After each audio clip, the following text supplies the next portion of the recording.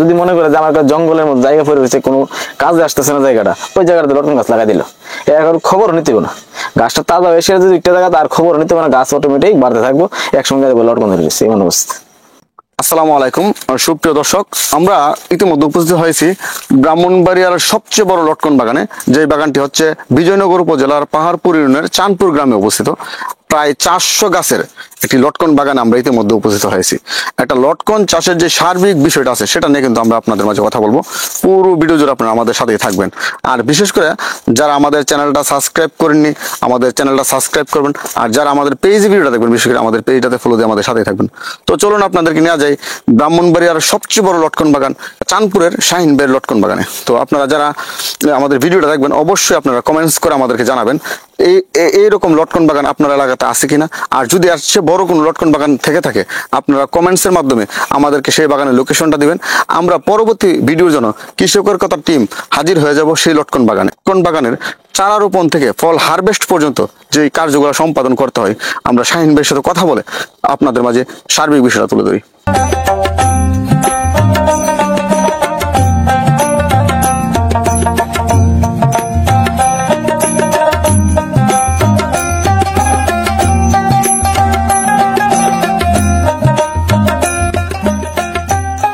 শাহিন ভাই, ওয়ালাইকুম আসসালাম।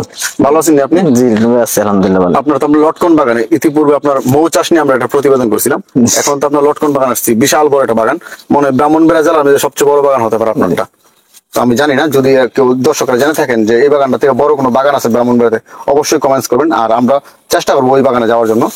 তো আসলে আপনার লটকন বাগানে তো মনে হয় প্রায় 400 গাছ আছে। জি। গাছগুলোর কতদিন বয়স হয়েছে? গাছগুলির বয়সে প্রায় 7 বছর। প্রায় 7 বছর। 400 গাছে সবগুলো থেকে ফলন আসছে। লটকন বাগানের একটা সমস্যা হয় কি, অনেক গাছে পুরুষ গাছ হয়, অনেক গাছ দেখা যায় লটকন আসে না পুরুষ গাছ, আবার কিছু কিছু গাছে দেখা যায় ফলন হয়। তো আপনার বাগানে কি পরিমাণ গাছ পুরুষ গাছ আসছে? আমার এখানে মানে আমরা নিজে ইচ্ছাকৃত ভাবে 6-7টা পুরুষ গাছ রাখছি পরাগায়নের জন্য। হ্যাঁ, পরাগায়নের জন্য। আর আমাদের এখানে সবগুলো কলমের গাছ, কোনো গাছ মিস যায় না। আচ্ছা, এগুলি সবগুলি মানে স্ত্রী জাতীয় গাছ হয়, সবগুলোতে ফলন হইতো আছে। জি জি। আচ্ছা, এই জায়গাটা তার আগে কি ছিল? লটকনের আগে কি ছিল? লটকনের আগে এটা প্রথমে তো ছিল একদম জঙ্গল, পরে কাঠ বাগান করা হয়েছিল। কাঠ বাগানের মধ্যে আমরা লটকন গাছগুলি লাগাইছি, কারণ লটকন ছায়াতে খুব ভালো হয়, ছায়াযুক্ত জায়গাতেও হয়। এই কারণে আমরা কাঠ বাগানের মধ্যে লটকন লাগাইছিলাম। কাঠ গাছটা বড় হইলো, লটকন গাছ সাথে বড় হইলো। পরবর্তীতে কাঠ গাছ কাটা দিছি, এখন লটকনের ফল নিতেছি।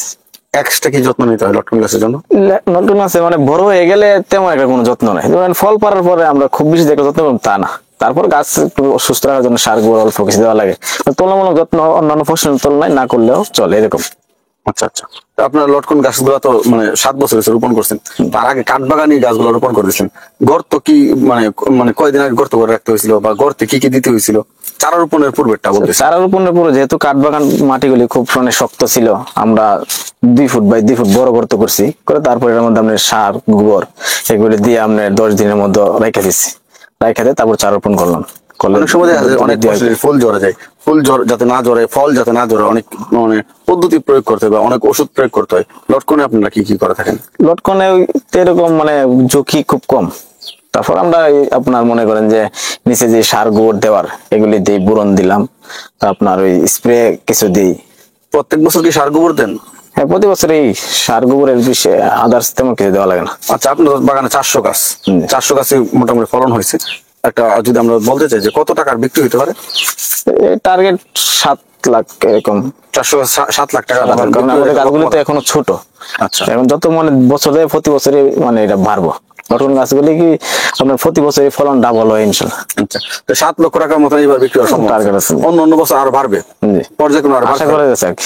আচ্ছা, কারণ লটকন গাছ যত বড় হইব তত মোটা হইব, ততই মানে ফলন বৃদ্ধি পাইব। আচ্ছা, তাহলে এইবার 7 লক্ষ টাকার বিক্রি লক্ষ্যমাত্রা।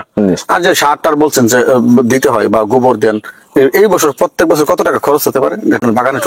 টোটালি আমার বাগানে 1-1.5 লাখ টাকা খরচ নাই। 1-1.5 লাখ টাকা খরচ নাই মানে সব মিলে।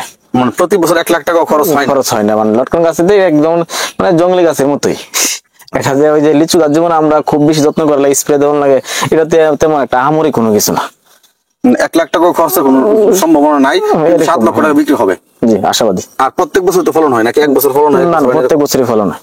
আর তেমন কোনো ওষুধ প্রয়োগ করতে হয় না। না, খুব বেশি তেমন যে একবারে টাইম বাইন্দা দিতে হবে এরকম না। অনেক সময় একটা পোকা ধরলে, লটকনে পোকা এখনো ধরে নাই, লটকনের সমস্যা হচ্ছে যে কাঠবিড়ালিরা একটু সমস্যা করে, এছাড়া পোকামাকড়ে তেমন কোনো সমস্যা নেই। আচ্ছা, অনেকেই তো চাইবে যে আপনার এই ভিডিওটা দেখার পরে এরকম লটকন বাগান করতে, তারা কোথায় থেকে চারা সংগ্রহ করবে? তারা চাইলে আপনার আমাদের কাছ থেকেও নিতে পারবো, বা বিভিন্ন আপনারা চারা বিক্রি করেন? বিশ্বস্ত নার্সারি থেকে আপনি কলমের চারাটা যদি নেয় তাহলে ভালো। আর আমাদের নিজস্ব চারা বিক্রি করি আমরা। আচ্ছা, আপনাদের নার্সারি আছে, এখান থেকে আপনারা চারা বিক্রি করেন? জি। আর যে যেটা বলতে, লটকন তেমন কোনো রোগ বেলায় আসে না? লটকনে খুব বেশি তেমন একটা লটকন কোনো একটা দাগটা কিচ্ছু না, কিন্তু এটাতে খুব বেশি একটা স্প্রে দেওয়া হয়েছে তা না।